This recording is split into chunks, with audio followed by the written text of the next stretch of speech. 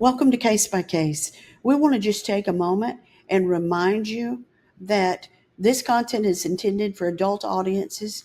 It is created for educational and informational purposes only.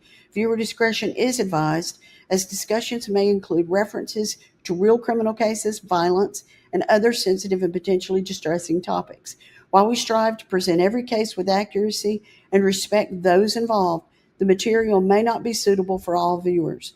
Please proceed thoughtfully. And remember, if you need to take a step back, if you find something that concerns you, if you find it to be triggering and you need to take a step back, please do. You can join us whenever you're ready to come back. We'll leave the light on.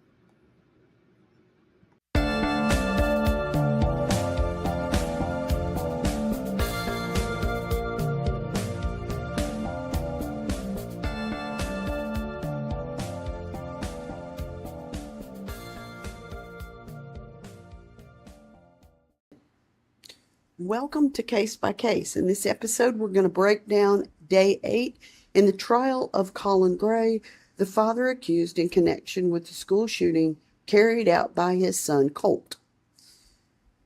Day 8 was long and full of information.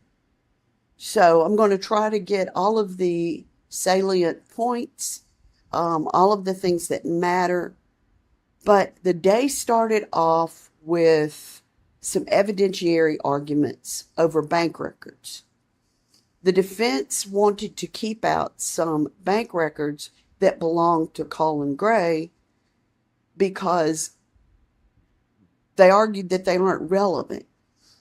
But the state said, no, they are relevant because in Colin's recorded interview with law enforcement, he stated that he didn't have enough money to buy a gun safe, and that's why his guns were not kept in a gun safe, because he didn't have one. And he mentioned needing $78 more to buy it. Now,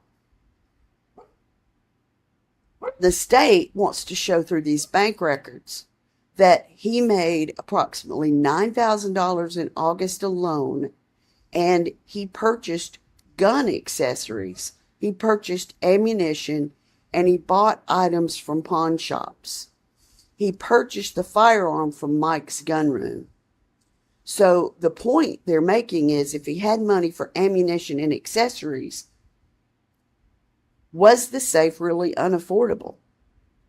So the judge asked whether the state planned to go line by line through months of transactions, and they said no. We only want to show the gun-related purchases. So the judge allowed the records limited to those relevant transactions. So what the state did here is they're showing that his priority was to buy other things for the gun and not the safety and security of the firearms. And that money was obviously not a limiting factor. The next arguments that came about were from photographs.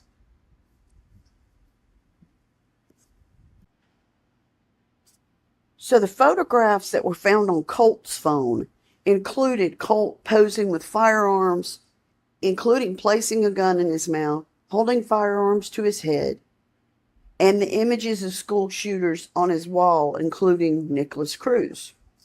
Now, the defense obviously would argue that this is highly prejudicial and that these were not sent to Colin, so he didn't even know about them, and that the prejudicial effect outweighs the probative value. But the state said, well, but the access to firearms is a central issue here. And if Colt had the gun in his room and he posed with it, it contradicts a claim of restricted access. And remember, Colin was saying that at one point that all the guns were kept in his closet and that Colt didn't have unfettered access. So the judge ruled access and availability are relevant issues, so the motion was denied. But The court limited repetition of the most damaging image.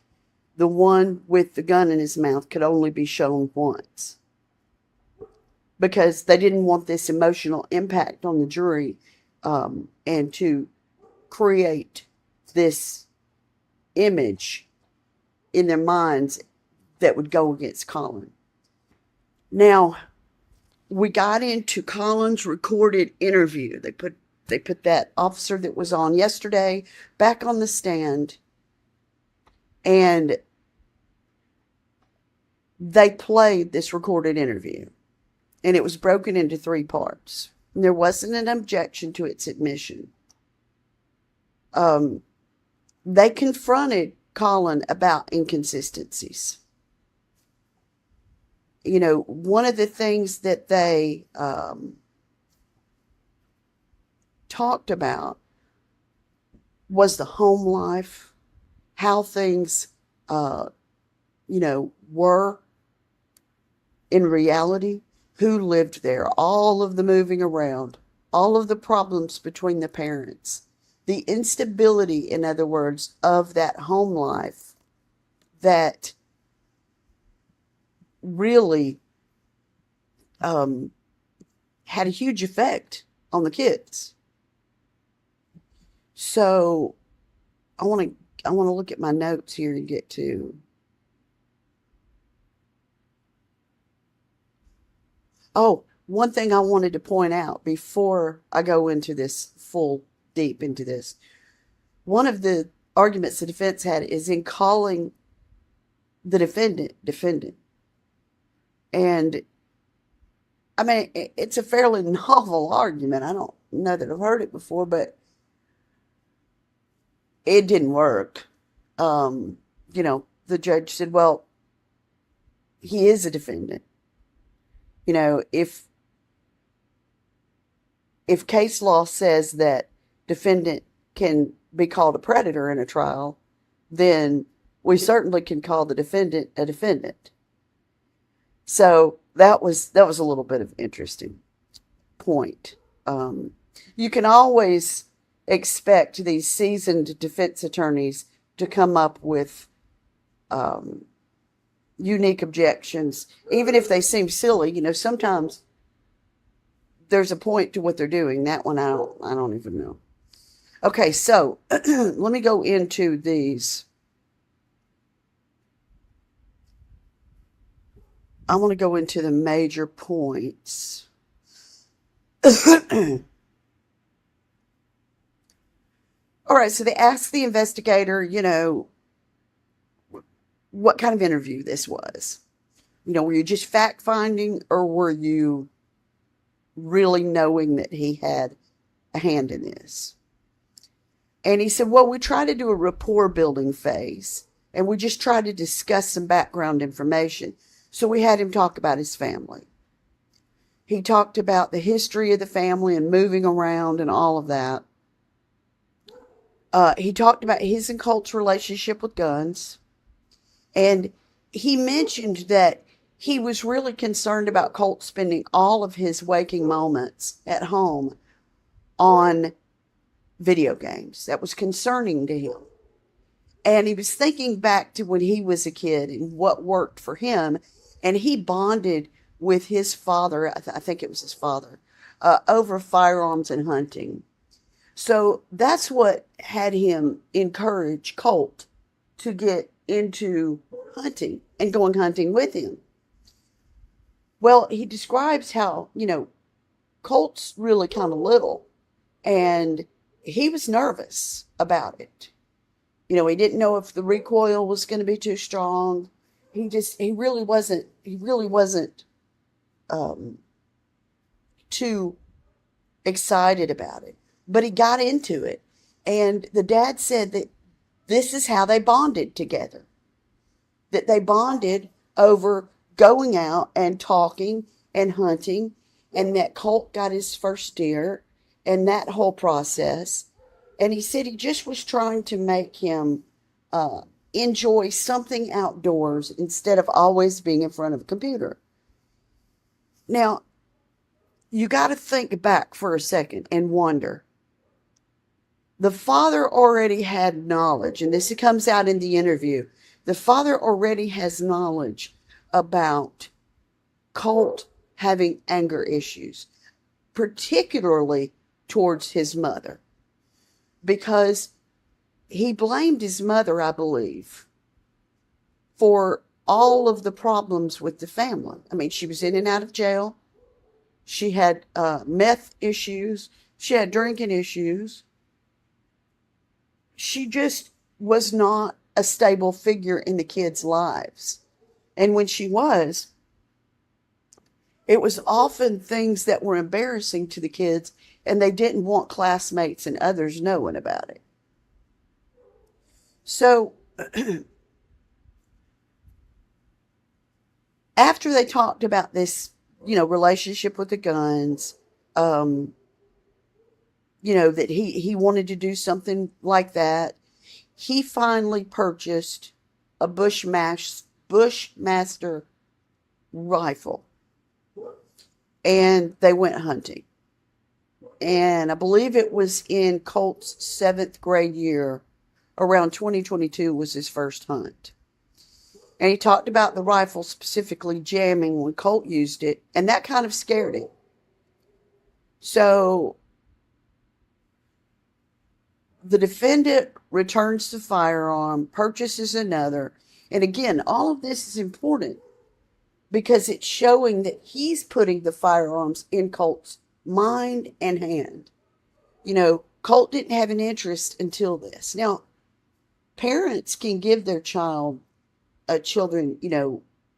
hunting rifles, and, this was something that my husband did with his sons and bonded. They didn't hunt, but they did go target shooting. But the big difference here is they were never left alone with those guns when they were young. Those guns were secured in a safe behind a big wall. So even if they had had the combination, they couldn't have gotten into the room with the firearms. So that's the big difference here. It's not the problem of taking him to do things that he did with his father. It's the fact that he didn't take the effort to secure them after the fact. Now, this is where it gets interesting.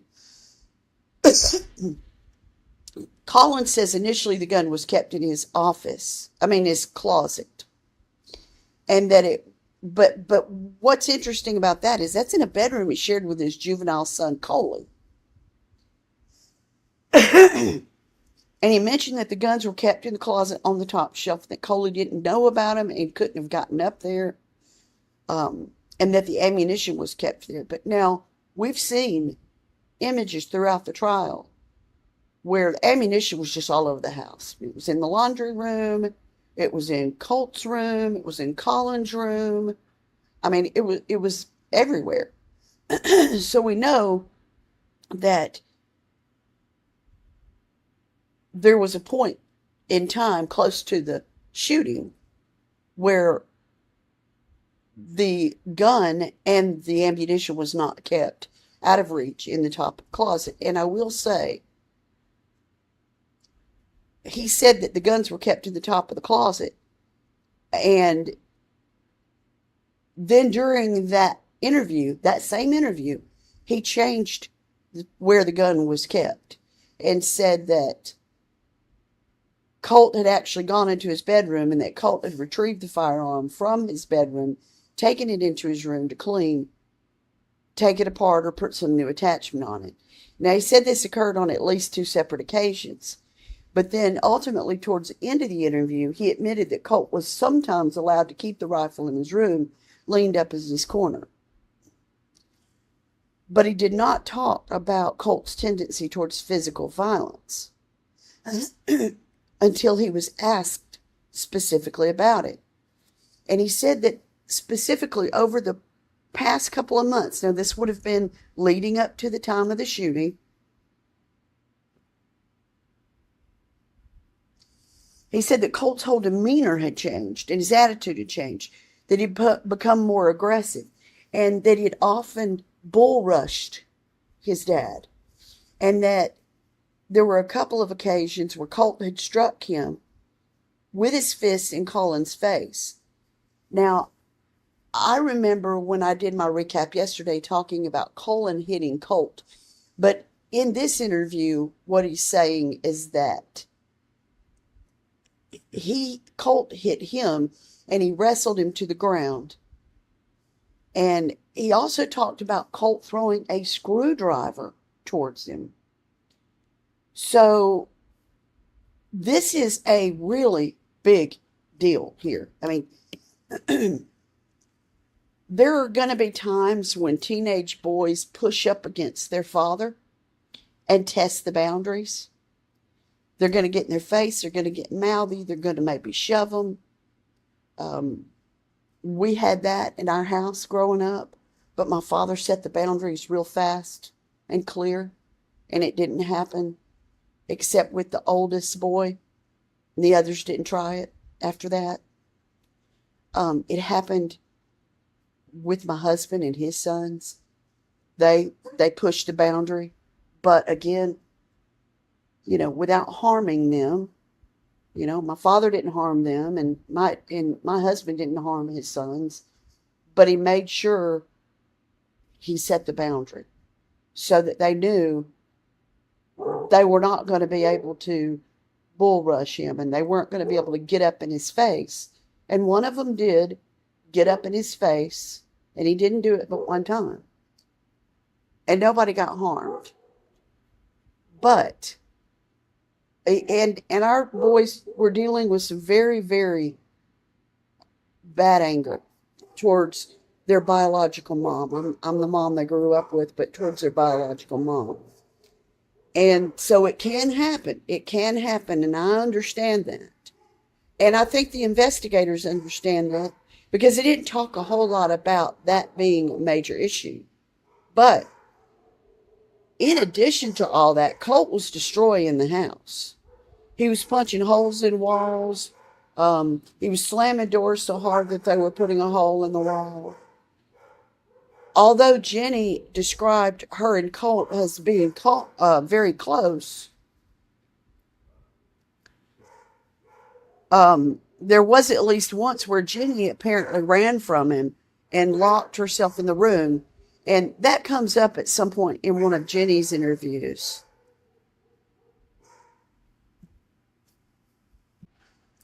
Now, again, siblings are going to argue, and siblings are going to sometimes get physical.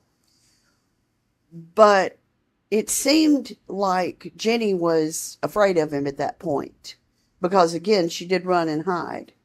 The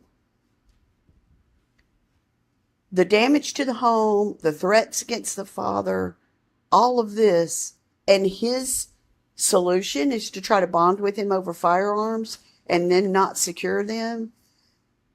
You can see why the state charged him with this crime. So he did talk about Colt's emotional and mental health problems. He said that Colt suffered from anxiety, depression, and he mentioned this thing called acute mania a couple of times. And he mentioned this aggression that Colt had. He said that he had applied for mental health treatment through the school. And he talked about how he had had a conversation with his wife, Marcy, about Colt needing more aggressive counseling. And she wanted him to have in-house therapy. He did not agree with Marcy on that. He did not think that locking his son away, as he looked at it, was the way to solve the problem. Now, there were pictures of Colt's arm where he had self-harmed, cut on himself. And Colin did not mention anything about this. So he showed the pictures to him, and he did say he knew about that, and that Colt had self-harmed while depressed when they were living in Fitzgerald. And then after he cut himself, he had taken the knife from Colt So see, he waited until there was damage. Colt could have done some real damage with that knife. He didn't have to have a gun. I mean, he could have, stabbed members of the family, could have harmed himself seriously. He also got into a physical altercation with his mother over the gun.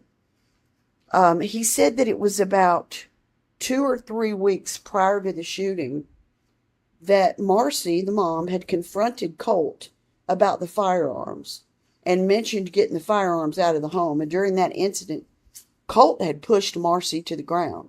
Now, to me, that's a huge, big red flag. And he said that Marcy asked him to do something with the guns right then. She said, "You've got to get those guns and put them in your vehicle, put them up, do something." And he says he put them in the closet. But again, there's comments to the contrary on that about whether or not, he let Colt have access to them. And he said he did not have any locks on his closet, so that would have, not been easy for Colt to get around. Now, they got into discussing the pictures of the school shooter on the wall. And he said he didn't know who it was. And he told him he believed it was a guy from a band, from Green Day, in fact. And he denied that Colt talked to him about school shooters. But he kind of confronted him about it. And he confronted him about where the firearm was located. And told him that, according to his conversation with Special Agent Ward previously, that it was allowed to be kept in Colt's bedroom. So they're starting to see these inconsistencies and inaccuracies between his previous conversation. And remember, I said that, he just talked and talked and talked. I mean, he talked over the agent. The agent would ask him a question. Instead of him just answering it, he would just talk. He was the perfect analogy of someone asking what time it is and then telling you how the clock was made. That was exactly what I kept thinking when I was listening to him. And, as a lawyer myself, even a non-practicing one, even a non-licensed one, even someone who took their legal degree in a different direction, I still kept saying, "Man, why don't you just keep your mouth shut? You're going to get yourself in trouble." Because I think it's his talking that really brought about the charges here. So he confronted him about all of that. And he denied knowing that these were school shooters. He denied talking about it with Colt. But then when he was confronted, his answer was Colt had a very analytical mind, that he noticed details, and that he talked to him about researching school shooters and different trials that were going on. Says he had not seen, he didn't understand. He didn't know that's who they were. But at the end of the interview, he confronted Colin about all the inconsistencies and he placed him under arrest. And you see this on video. And Colin's definitely surprised. He's definitely surprised. So then they play the interview. So this was a recap that the prosecutor did with the investigator. And then they play the interview. And the interview goes on into the details that he talked about. And again, he's a talker. He's a talker. He didn't just answer questions. He went on and on and on and on. So after the recorded interview, and he was arrested, the defense wanted to introduce Jenny Gray's recorded interview It was not introduced by the state. This was introduced by the defense. And the reason is because, if you recall, earlier this week, Jenny testified live in court. And she said her father knew about the shooter images on the wall, the school shooters, and he told her not to discuss them with anyone. That's really damaging. But the defense introduced Jenny's interview on the day of the shooting, or right after it, maybe the day after the shooting, to show that she had altered her testimony and lied on the stand. Because in the investigation part, when they were talking to Jenny, she did not indicate that the dad knew anything, but some things that she did say. She said Colt was different that morning. She said that he wanted to record a video or take a picture together, and said something about, we should remember this time. And that struck her as unusual. He'd never done that. She also noticed that large poster board and the time he spent getting that all put together in his backpack.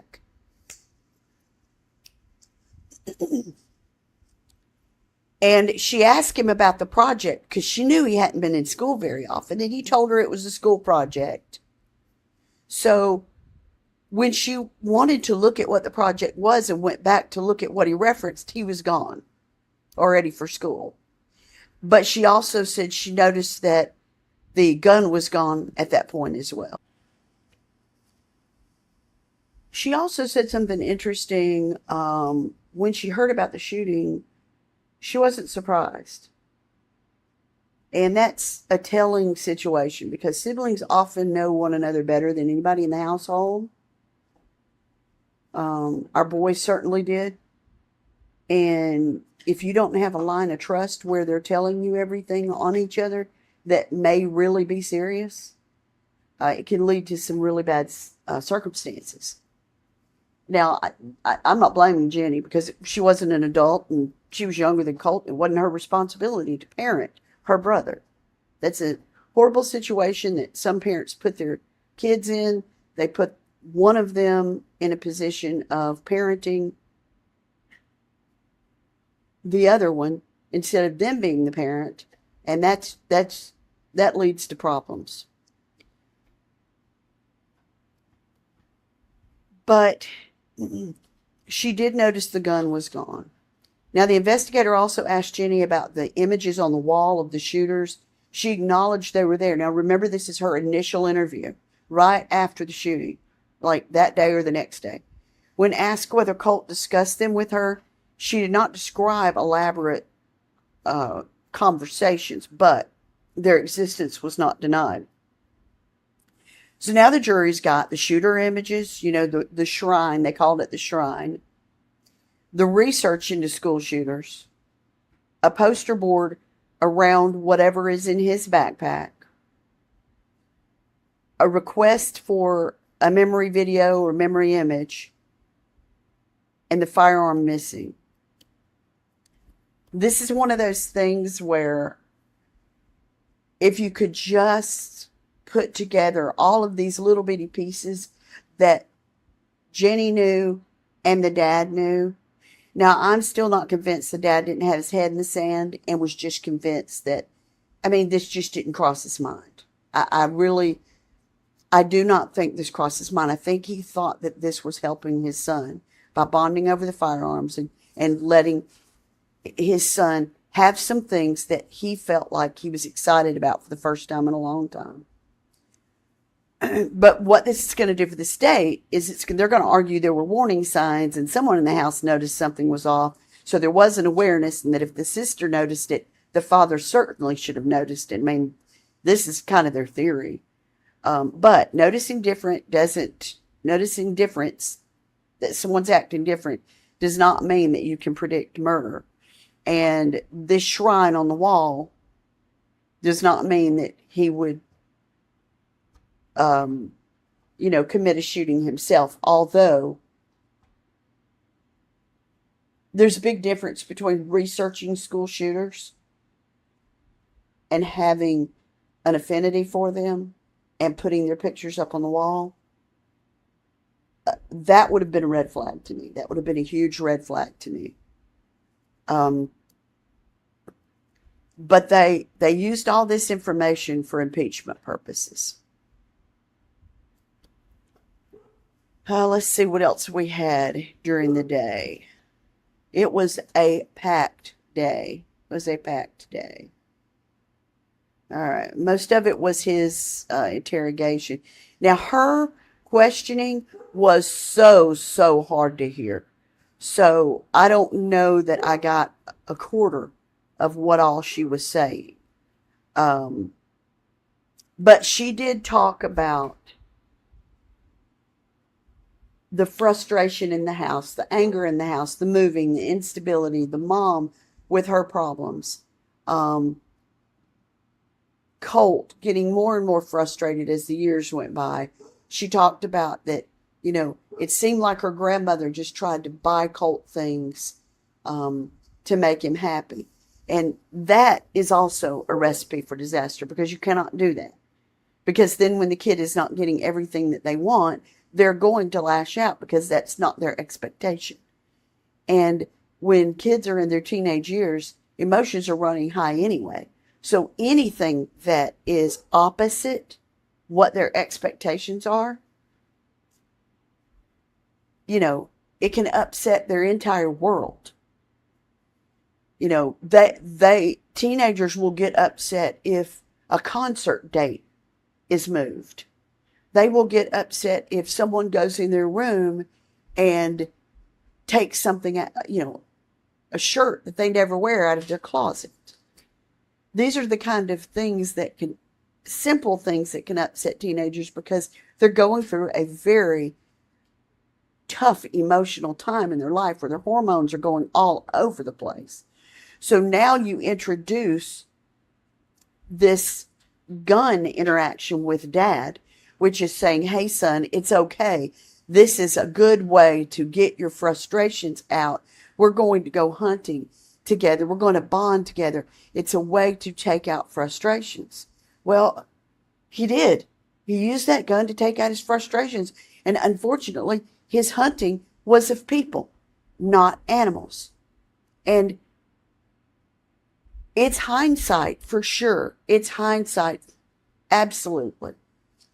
But it's why parents nowadays especially have really got to look at what their kids are doing. What are they looking at online? Who are they idolizing? What are they talking about? If you and your ex or your wife are separated, or your husband are separated, and you don't communicate regularly, you've got to have a form of communication. When the boys were growing up here with us, and I call, one of them grew up the whole time with us almost, so I consider him my son. But when they were growing up with us, my husband and his ex-wife did not have a good relationship. They had a very, very ugly divorce. But we all communicated for the sake of the kids. There was never a time when we didn't communicate about what they did here and what they did there, etc., on the big things. Now, there were inconsistencies for sure. There was untrust in some ways, but we shared enough of the big stuff that we, as their caregivers, were able to get help when help was needed with the issues they were going through. Marcy and Colin were not even divorced, and they were back and forth and back and forth. And Marcy's mother was very involved in the kids, the decisions about the kids, because she was doing everything she could to help. She didn't want the kids to not know that side of their family. And so you really kind of had the bio mom, the only mother, their mother, not participating much. And when she did, it was to lock down things, which Imagine how that looks. You're not there through all of these other times, but then you pop in to tell me what you think should happen. And that's not going to go over well for Colt, and it's not going to go over well for the dad. So they're not going to be likely to do things that might have been reasonable under the circumstances. So let's see. It seems like in that original interview with Jenny, the sister, that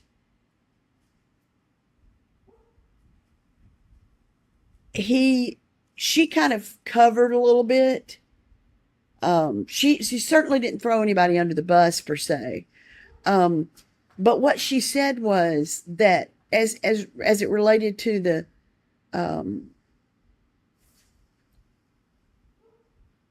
school shooters, that when he did talk to her, because at some point in the interview she did discuss this, she said, what would their conversations look like? What were they like? What made them do what they did? And she wasn't interested in it at all.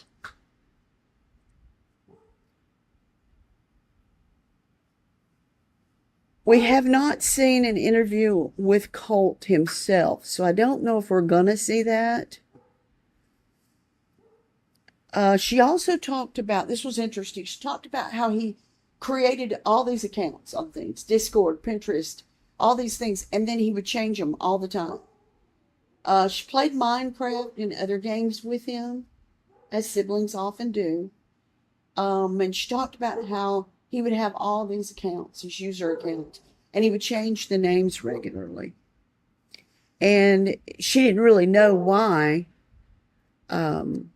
he, would change it.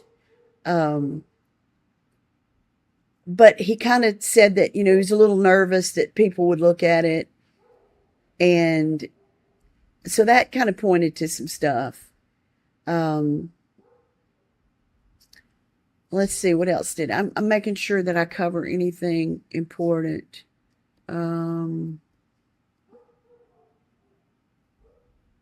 He thought that it was normal to have all this information on the school shooters. And he was real secretive about it. So he knew that, that would be a red flag. But he did talk to his grandmother about it because she talked about that.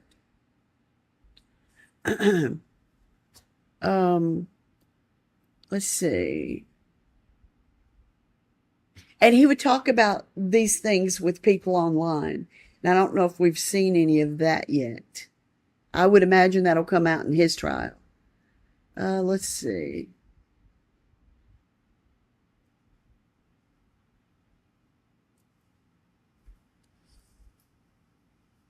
Let's see if there's anything else. I mean, she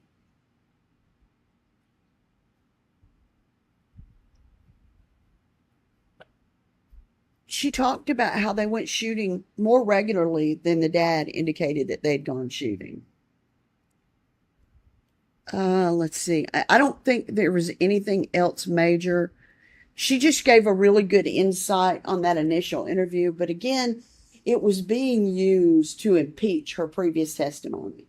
So understand that, the defense was arguing that she had a reason to throw her dad under the bus and change her story because she loved the family she's with now. She's changed her name. She has absolutely no contact with anybody in the family except for her younger brother. And I don't know if he's there in the same foster family with her. I don't know. But, she had every reason to want to see him out of her life forever. Because think about it. If he doesn't get convicted, with her still being a teen, he's going to still have parental say potentially over what happens. Now, that doesn't mean DFACS can't step in and stop that. But she was clear that she loved this foster family. It was the first normal family she had, and she wanted to stay there. So that's what the defense was going after. And I don't think there was anything else during the day They did talk about, they did go into some evidentiary things at the end. Let me see if I can find that. Let's see. All right, so, okay, so they talked about text messages. Oh yeah, there was a text message that he sent to his sister talking about Colin borrowing money. And the defense says it doesn't have any relevance. And she said, the prosecution said, yeah, it's extremely relevant. He's asking his sister for money because he's claiming he has to pay for doctors for Colt, but he never sent Colt to the doctor, so it's a lie. The second reason is that he claims he did not know about sending Colt for inpatient treatment, but he specifically tells his sister that Colt had a full-on panic attack at school, so he's trying to get him to a psychologist in Athens. And she did send him $444, which goes to the fact that he got $9,000 that month, and he claimed he needed $78 more to buy a gun safe. So it's all relevant, they argued, to show that he was lying about this, and he had no intention of going and getting a safe or getting Colt into any inpatient treatment.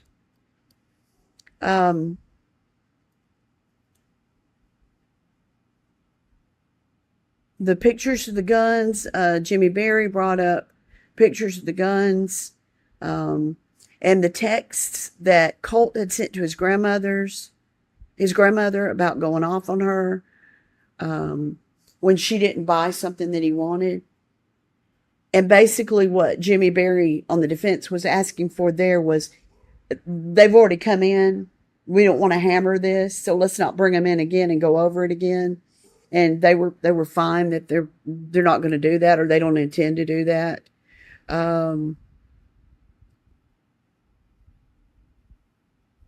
Again, they talked about these photos. They did not want these photos to be seen, especially the one with him with the gun in his mouth.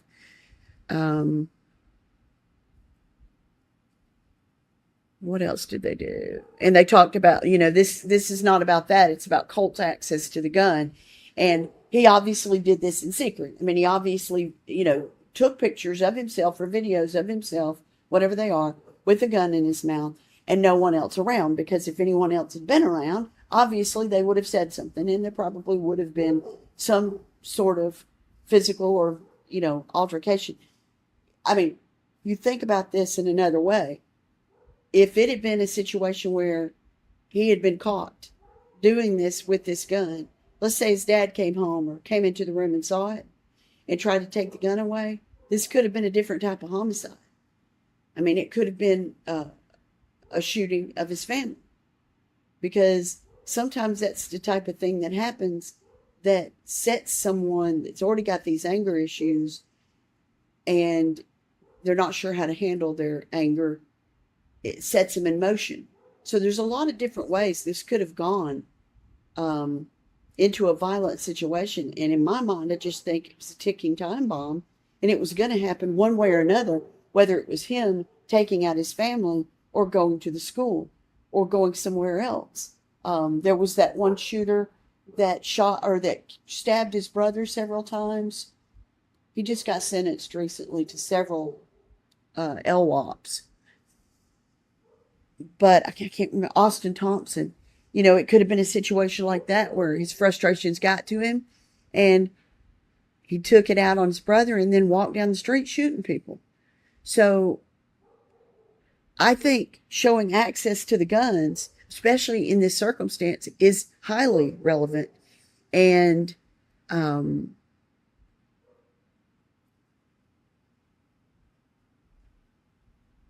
don't know how they're going to introduce those or where, but the prosecution said she's only going to introduce the one with him pointing the gun to his head or in his mouth one time, because they don't want to, they understand that that's upsetting and traumatizing.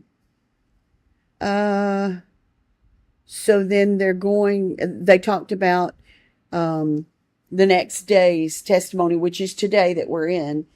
These are so long and in depth that I wasn't able to get it out yesterday. I had to work on my notes and put it all together until late last night and then do it today.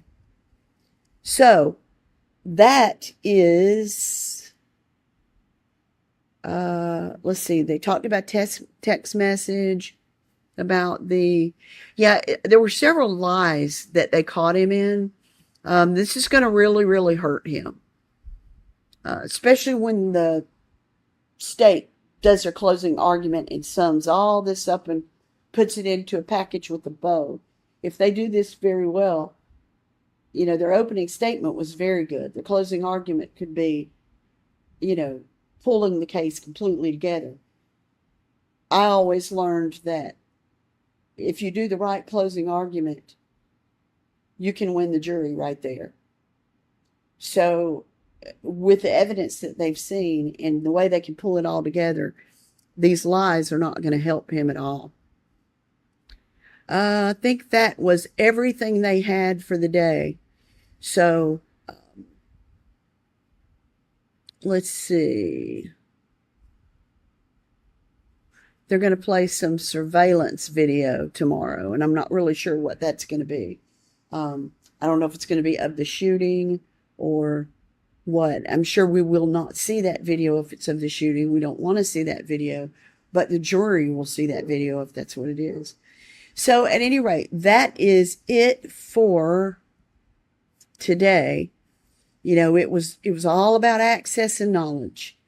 It was all about, the father knowing, the daughter knowing, and at some point when it comes about, the jurors are going to have to say, what did Colin know?